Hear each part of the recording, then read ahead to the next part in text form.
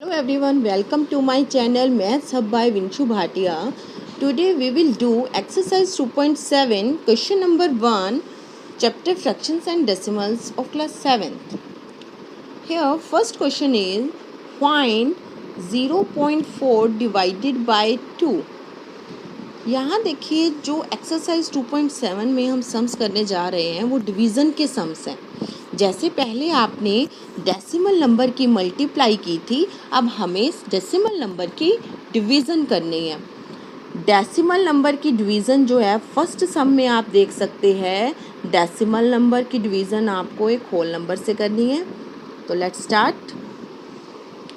यहाँ देखिए हमने फर्स्ट सम का फर्स्ट पार्ट लिया. यहाँ पर 0.4 डिवाइडेड बाय 2.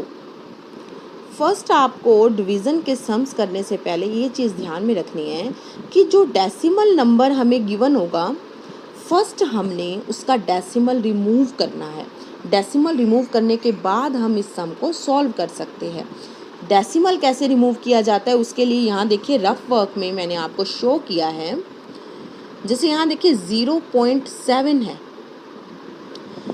अब हमने इसका डेसिमल रिमूव करना है तो उसके लिए जो ऊपर वाला नंबर है वो तो एज इट इज़, जैसे 0.7 है तो उसे 7 लिख सकते हैं हम. अब डेसिमल रिमूव करना है. डेसिमल को कट करके नीचे हम डेसिमल के बाद अगर एक डिजिट है तो 10 अप्लाई करेंगे. ओके, यहाँ देखिए 65.79. यहाँ डेसिमल के बाद 2 डिजिट्स हैं तो हम इसका डेसिमल कैसे रिमूव करेंगे.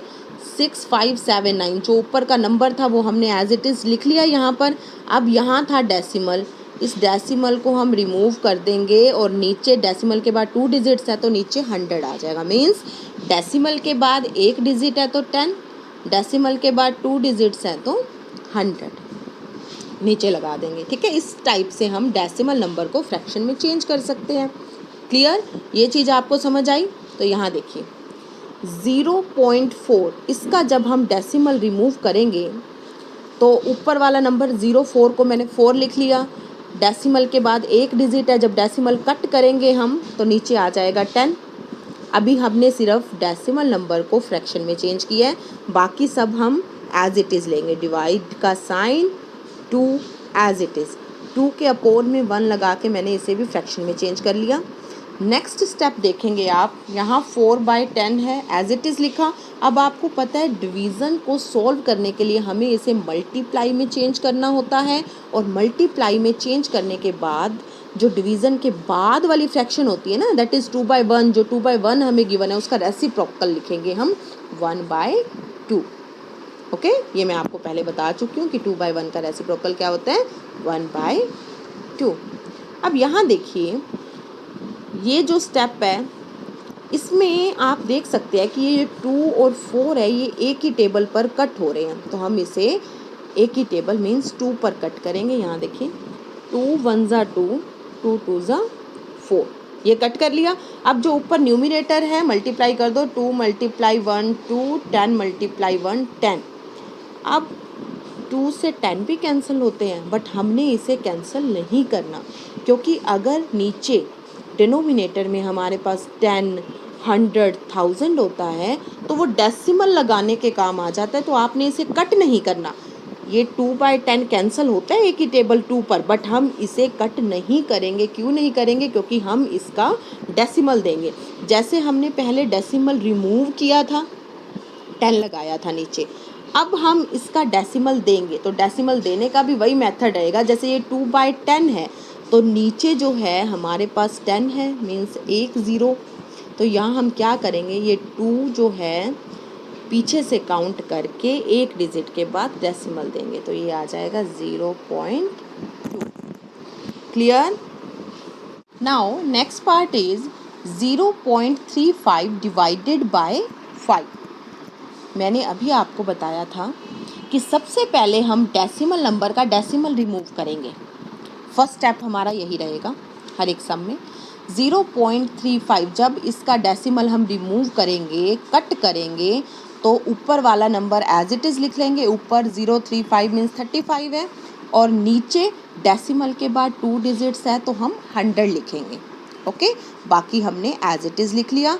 जस्ट इस 5 के नीचे 1 लगाकर इसे फ्रैक्शन में चेंज कर लिया। वो आपको पता है किस लिए, first fraction as it is, division के साइन को मल्टीप्लाई में चेंज करेंगे और डिवीज़न के बाद की फ्रैक्शन का रेसिप्रोकल हमने यहाँ लिख लिया।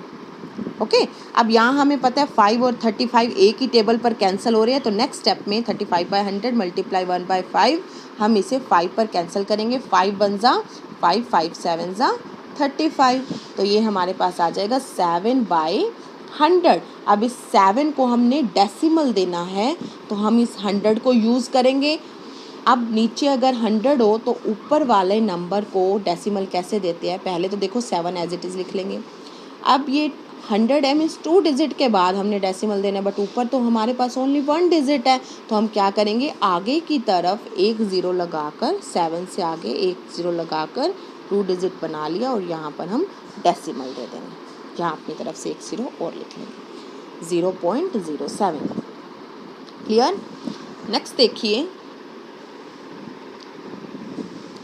Next part, 2.48 divided by 4। Same decimal remove किया तो ये 248 के अपोन में आ गया 100, क्योंकि डेसिमल के बाद 2 डिजिट्स थे। डिवाइड का साइन 4/1।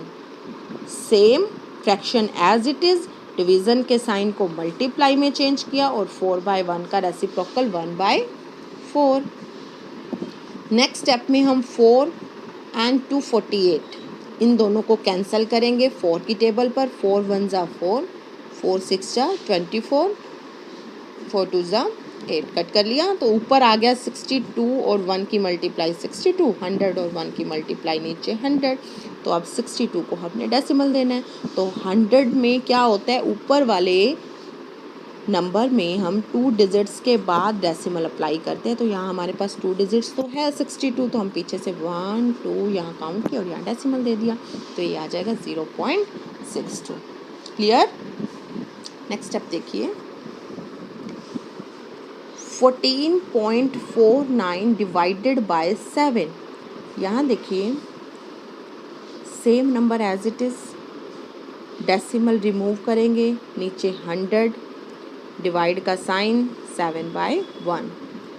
यहाँ देखिए 1449/100 मीन्स ये वाली फ्रैक्शन सेम ले ली, डिवीज़न के साइन को मल्टीप्लाई में चेंज किया, 7/1 का रेसिप्रोकल 1/7 लिखा।